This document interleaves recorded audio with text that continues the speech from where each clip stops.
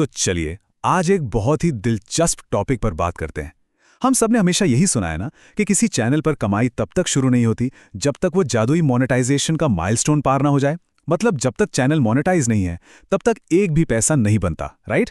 लेकिन आज के इस एक्सप्लेनर में हम कुछ ऐसे डेटा और सबूतों को डिकोड करने वाले हैं जो इस बरसों पुरानी बात को पूरी तरह से गलत साबित कर देते हैं। जी हाँ, आज हम अनमोनेटाइज्ड चैनलों की उस छिपी हुई कमाई से पर्दा उठाने जा रहे हैं जिसके बारे में शायद बहुत ही कम लोग जानते हैं।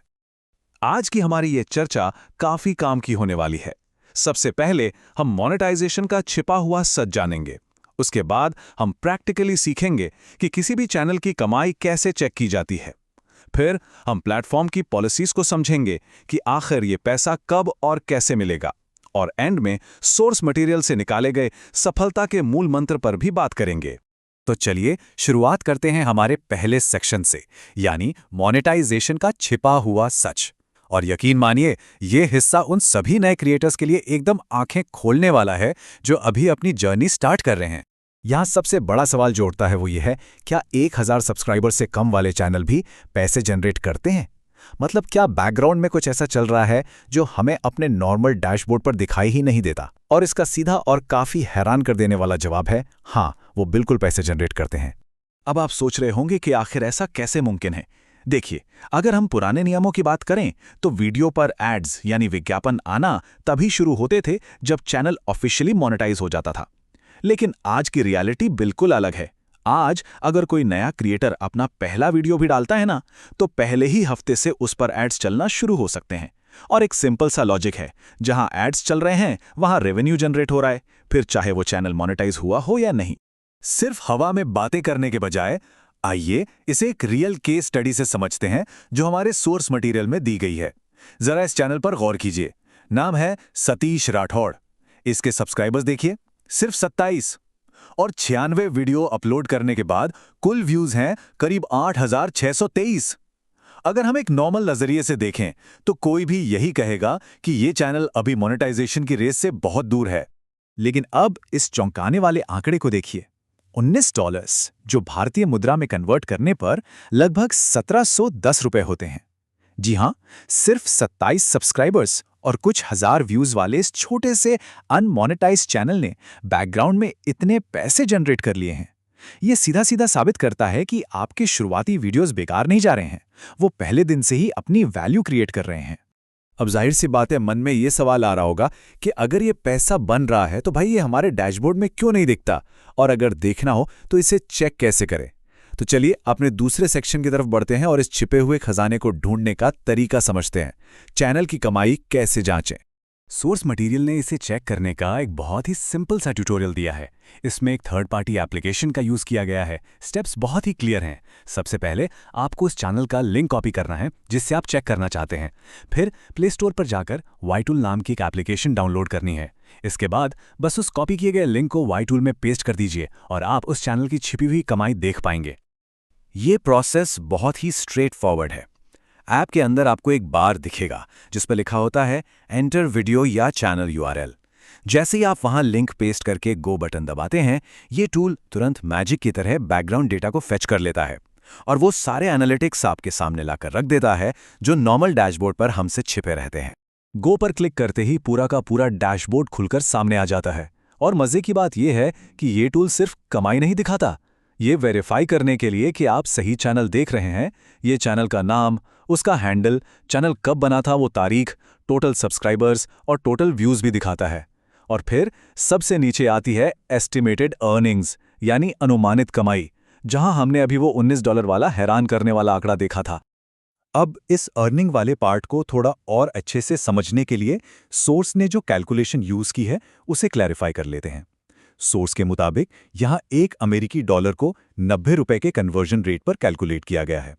तो अगर हम 19 को 90 से गुणा करते हैं तो हमें एकदम सटीक 1710 रुपए का आंकड़ा मिल जाता है। ये छोटी सी कैलकुलेशन हमें दिखाती है कि कैसे छोटे छोटे डॉलर्स भी जुड़कर एक अच्छी खासी रकम बन सकते हैं। चलिए अब इस पूरी चर्चा के सबसे क्रूशियल हिस्से पर आते हैं। हमने ये तो देख लिया कि पैसा जनरेट हो रहा है, लेकिन असली सवाल तो ये है ना कि क्या ये पैसा तुरंत किसी क्रिएटर की जेब में जाता है? तो आइए इस तीसरे सेक्शन में जानते हैं कि प्लेटफॉर्म की एक्चुअल पॉलिसीज क्या कहती हैं और ये पैसा कब और कैसे मिलेगा। रेवेन्यू स्प्लिट का ये जो अंतर है, ये वाकई में काफ़ी दिलचस्प है। सोर्स मटेरियल इसे बहुत ही न्यूट्रल तरीके से समझाता है। देखिए, मोनेटाइजेशन से पहले यानी प्री मोनेटाइजेशन फेज में आपके वीडियो पर चलने वाले विज्ञापनों से जो भी पैसा बनता है, प्लेटफॉर्म उसका 100% हिस्सा अपने पास ही रखता है। लेकिन एक बार जब चैनल ऑफिशियली मोनेटाइज हो जाता है तो गेम बदल जाता है। तब क्रिएटर को 55% हिस्सा मिलने लगता है और प्लेटफॉर्म अपने पास 45% रखता है। तो इसका सीधा सा मतलब ये निकला कि छोटे और अनमोनेटाइज्ड चैनलों से अभी जो भी फंड जनरेट हो रहा है वो पूरी तरह से प्लेटफॉर्म के पास ही रहता है और ये पैसा तब तक प्लेटफॉर्म होल्ड करेगा जब तक कि क्रिएटर ऑफिशियली उन तय किए गए माइलस्टोन्स को पार नहीं कर लेता। ये प्लेटफॉर्म का एक फिक्स रूल है और इसे समझना हर उस इंसान के लिए बहुत जरूरी है जो कंटेंट क्रिएशन की दुनिया में कदम रख रहा है। तो आखिर ये माइलस्टोन्स हैं क्या? आसान भाषा में कहें तो ये उस 55% वाले रेवेन्यू स्प्लिट को अनलॉक करने की चाबियां हैं। सबसे पहले 1000 सब्सक्राइबर्स का आंकड़ा छूना होता है। इसके साथ ही अगर आप लॉन्ग फॉर्म वीडियोस बना रहे हैं तो पिछले 1 साल में 4000 घंटे का पब्लिक वॉच टाइम पूरा करना होगा। या फिर अगर आप शॉर्ट्स पर फोकस कर रहे हैं तो पिछले 90 दिनों में 10 मिलियन शॉर्ट्स व्यूज का माइलस्टोन अचीव करना होगा। बस जब यह रोड मैप पूरा हो जाता है तब चैनल मोनेटाइज होता है और कमाई सीधे बैंक अकाउंट में आना शुरू हो जाती है। अब जब हम इन सारे टेक्निकल पहलुओं और पॉलिसीज को अच्छे से समझ चुके हैं तो अपने आखिरी और सबसे इंपॉर्टेंट सेक्शन की तरफ बढ़ते हैं। क्योंकि देखिए, सिर्फ नियम जान लेना तो काफ़ी नहीं है ना, असल टारगेट तो उस माइलस्टोन तक पहुंचना है। तो चलिए देखते हैं सफलता के मूल मंत्र। होता क्या है कि अक्सर नए क्रिएटर्स इस बात से बहुत जल्दी निराश हो जाते हैं कि उनके व्यूज़ कम आ रहे हैं या उन्हें अपने जनरेट किए हुए पैसे शुरुआत में नहीं मिल रहे। लेकिन हमारा सोर्स मटेरियल इस नज़रिए को बिल्कुल पलट देता है। निराश होने के बजाय इस छिपी हुई कमाई को एक सॉलिड प्रूफ के तौर पर देखना चाहिए। ये इस बात का सबूत है कि आपके कंटेंट में पैसे कमाने का दम है। खुद सोचिए, अगर इतने कम व्यूज़ में डॉलर्स बन सकते हैं तो जब आपका चैनल ग्रो करेगा और फाइनली मोनेटाइज होगा तो अर्निंग पोटेंशियल कितनी ज़्यादा हो जाएगी। और उस मोनेटाइजेशन के गोल तक पहुंचने के लिए सोर्स ने कुछ बहुत ही प्रैक्टिकल और काम की सलाह दी है। पहला, अपने असली टैलेंट पर फोकस करें। दूसरा, सिर्फ वही कंटेंट बनाएं जिसमें आपका सच में इंटरेस्ट हो। तीसरा, और ये बहुत क्रूशियल है, कभी भी अपने चैनल पर अलग अलग तरह के कंटेंट को मिक्स न करें। अपनी एक नीश या कैटेगरी पकड़ें और उसी पर टिके रहें। और आखिरी पॉइंट, लगातार वीडियो अपलोड करें, क्योंकि इस गेम में कंसिस्टेंसी ही सबसे बड़ी चाबी है।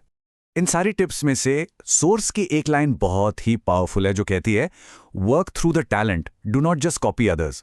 मतलब अपने खुद के हुनर पर काम करें, सिर्फ दूसरों की अंधी नकल ना करें।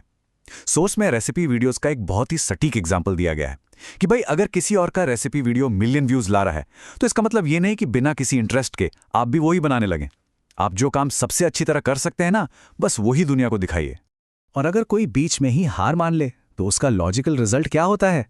अगर आप चैनल छोड़ देते हैं तो प्लेटफॉर्म तो आपके उन शुरुआती वीडियोस पर एड्स चलाकर अपनी कमाई करता रहेगा, लेकिन एक क्रिएटर के तौर पर फ्यूचर में आपको जो वो 55% का हिस्सा मिलने वाला था वो हमेशा के लिए आपके हाथ से चला जाएगा। इसलिए डटे रहना बहुत ज़रूरी है। तो आज के इस पूरे एक्सप्लेनर में हमने ये क्लियरली देखा कि पैसा तो भैया पहले दिन से बन रहा है, उसे चेक करने का टूल भी हमारे पास है और नियम भी बिल्कुल साफ हैं कि वो पैसा हमें कब मिलेगा। अब ये सब कुछ जानने के बाद एक आखिरी और सबसे ज़रूरी सवाल जो आपको खुद से पूछना है, क्या आपका टैलेंट मोनेटाइजेशन के लिए तैयार है? ये सोचने का वक्त है, अपनी स्ट्रैटेजी बनाने का वक्त है और अपने हुनर को दुनिया के सामने सही तरीके से पेश करने का वक्त है। आज की इस चर्चा में हमारे साथ बने रहने के लिए बहुत बहुत धन्यवाद। सीखते रहिए और आगे बढ़ते रहिए।